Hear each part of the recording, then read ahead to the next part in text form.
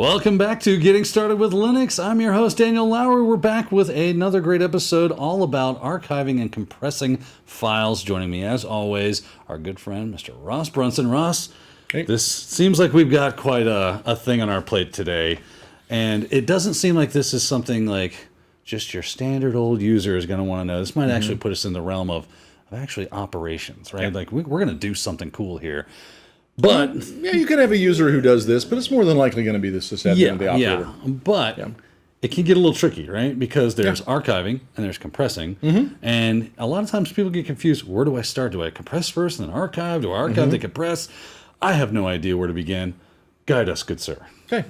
So the way that I typically, and this comes from many years of trying to explain this, the way I typically state it is if you are archiving something, you're not making a choice about... Archiving could be as simple as putting it in a shelf. You see what I mean? Yes. But compression, that tells you exactly what you're doing. You're making something smaller.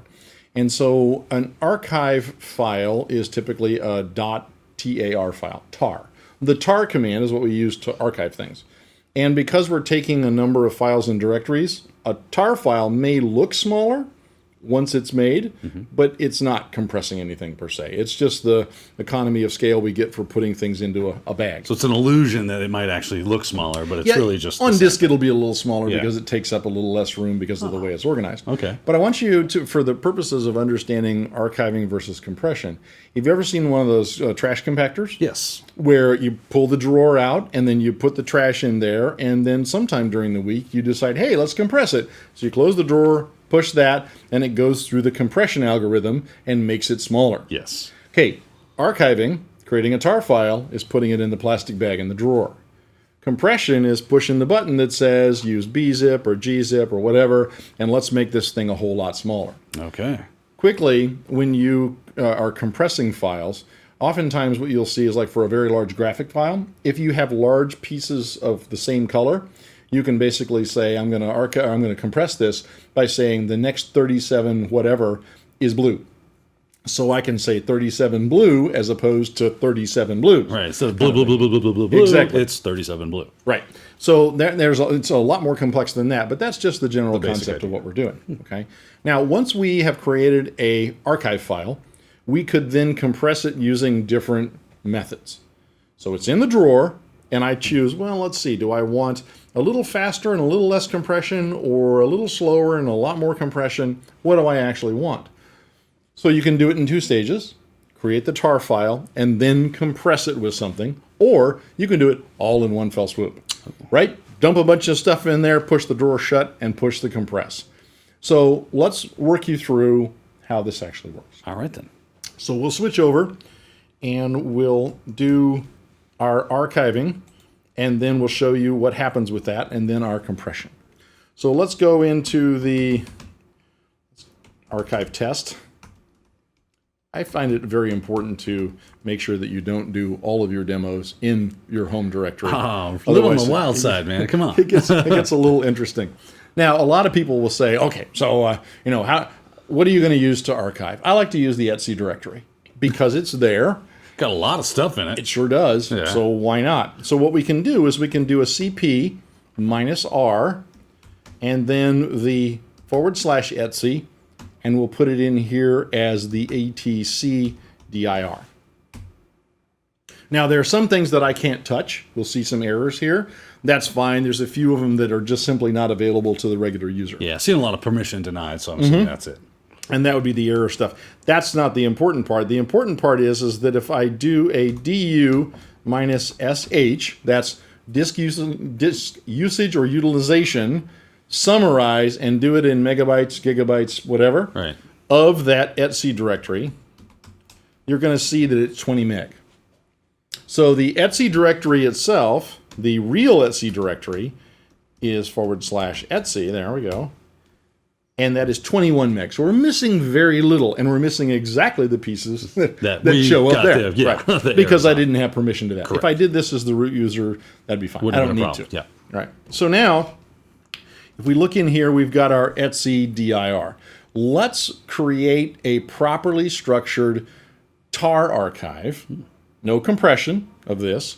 And so what you do when you look at the tar command has create or C, it has T or list, and it has X or expand. So C, T, and X. So when we do tar, we say minus C to create. Now there's an option that's really useful here called V, verbose. Verbose says don't just do this, but show me everything you're doing. Yeah, kind of talk me through this as you're working. It's like show me the blue creeping little progress bar, but it's really just files going by. Yeah, I want the director's commentary. Yes, I do. Yeah, I want director's edition, please. Yeah. So CV and then F, and F says there's a file that comes after this. So tar is using the C for create option, V for verbose, show me everything that happens, and put it in the following file. So a space, and we're going to call it etcdir.tar. Archiving and compressing is very important to use the extensions. Otherwise, you may try to use the wrong thing to uncompress or whatever, and it'll give you a bunch of errors, and the worst, it might cause some problem with the file. Okay. So there's the file that we're creating, and now we're going to give it the etcdir directory. Hit enter. Didn't take long. No, that was pretty quick. Yeah, pretty quick, because really all we're doing is we're taking that entire directory and all of its structure and throw it in a bag and closing it up. So let's do a quick ls-l, H, and we'll see that we've got a thing called etcdir.tar, and it's how big? etcdir.tar is 19 megs. So just the Just a tiniest hair amount. under. Yeah, Yeah. so really all it is the fact that I put it into the bag made it a little bit smaller. Gotcha. Okay, so now what we're going to do is we're going to show you how to create, do our up arrow, and we're going to show you how to create something that has some compression to it. There's two main ones. There's Z for gzip and J for bzip2. Well, that makes total sense. It's perfect, right? I mean, it just this is matches right up, intuitively makes it occur to you naturally. Yeah, I know. Yeah. This is where people go, this is why I hate using a command line. Yes, it can be a little daunting from time Yes, to it time. can. So just remember that. It's exactly the same as you would think it would be, except for different. Yeah. Okay. So we're going to change it by putting a Z there, and then we're going to change the name of the archive output to be .gz. Now, you will oftentimes see a TGZ file. TGZ file is just a shortcut for tar GZ file. I like to go ahead and teach people the right way, or the long way. So I'm creating a tar file, so I'm putting it all in a bag, and then in the same process, after it's put in the bag, before we're done with the command, it then compresses it and puts it onto disk. So we're still using the same source directory, etcdir, so we're going to end up with two files on disk, one of which is just a tar file. The next one has been gzipped at the same time. There we go, and let's go ahead and run our ls-lh. Oops, there we go.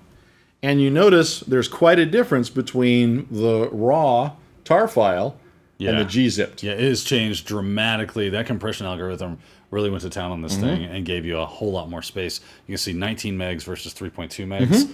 That's a huge difference. It is. It is. So that's a decent compression algorithm. This is decent. Now let's get a little bit more decent, but slightly heavier on the CPU. Okay. And let's do our up arrow here. Get back to this, and we're going to change it to BZ2 because it's bzip version 2, and we're going to change that Z to a J.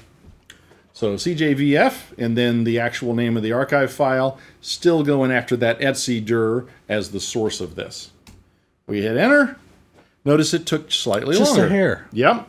Yep. So ls minus, let's clear this. ls minus LH. And let's take a look at the differences in those. So 19 meg for the raw tar file, 3.2 meg for the gzipped one, and then slightly better compression, 2.7 meg.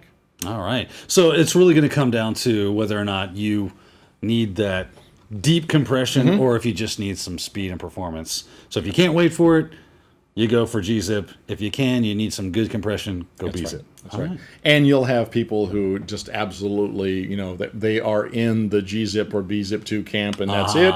and the rest of them are evil. Right, of course. Very similar to Vim versus Emacs versus Nano. Or whatever. Oh, man. Yeah, that's right. What would we do without all these lovely little camps we make, right? I know. It's just a nice little tribe Probably that get we all stuff belong done. to. Yeah, exactly. Well, what would we do with all that free time? Yeah, I know. So now that we've created some archive files and compressed those archive files, let's talk about something like gzip or bzip too. Okay. Now, when we use, a lot of times when you use Unix and Linux commands, what you're doing is you're saying, I have this thing that I want to have happen, and I'm going to tell you, the system, to do it, and if you need another command, you go ahead and go get it. Like a subcontractor, right? Gotcha. I'd like to build a house. Do I think the person who I've contracted to build the house is going to do everything?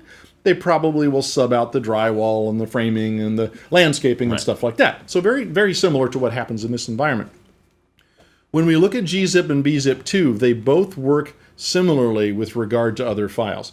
Let's go into, now I'm going to go ahead and go into my actual system etc directory and do something rather inadvisable. You're a brave man. Thank you very much. We're going to go into the actual system etc directory, and we see all those files, lovely files that are in there. These files are absolutely critical. He says, setting it up properly. These files are absolutely critical to the running of my system. Yes. If anything happens to these files, I'm pretty much done. Great. Let's do something to the files. So if we use gzip on a file, gzip and bzip both take the original file, compress it, and replace it with a file named whatever the original .gz or .bz2. So that means that file is gone. The original file goes bye-bye. That's right. Oh, so I am scary. about, if you look at this directory, when I hit gzip and I do asterisk, it's going to, now, let's look in here, and you'll see a lot of the directories didn't get touched, but there's a great deal of files that would have been switched over. Yes. Okay. This is important because if I do a gunzip asterisk, it'll come back and take everything back to regular. So remember, when you're looking at gzip and bzip, they are designed to work on a file. Not a whole bunch of files necessarily, but a file. And they are a perfect companion to the tar command for creating, extracting, and listing anything that's in that actual archive file. Awesome stuff. Well, obviously, these are things and tools that we need to be very careful with because from time to time, maybe we'll mess some things up. So always be careful. Any other parting words when it comes to what we can do? Go look at them. Oh, so let's pop in and take a look in our archive test. And in here, remember, we've got those files. Right. So if I were to come across one of these files somewhere, how would I actually look at it? Right. Just look into it or actually Well, not expand it yet, because it's considered to be appropriate to look at the contents of it to make sure you know what it is. Oh, that makes sense. Before you expand it. Okay. Okay. So what we can do is we can run a tar -t, and let's look at the tar file real quick. Let's start tvf and the etcdir.tar. And when we look in there, you'll see all these files and directories that are contained within it. The most important piece of this is, let's send this to Les. I want you to look at the top here, and you see that this is the name of the directory that we compressed. That's right. Or that we archived. When I unarchive this, it will place it in that directory in the current directory. Okay? Gotcha. If there's one that's already there, I might get a bunch of errors.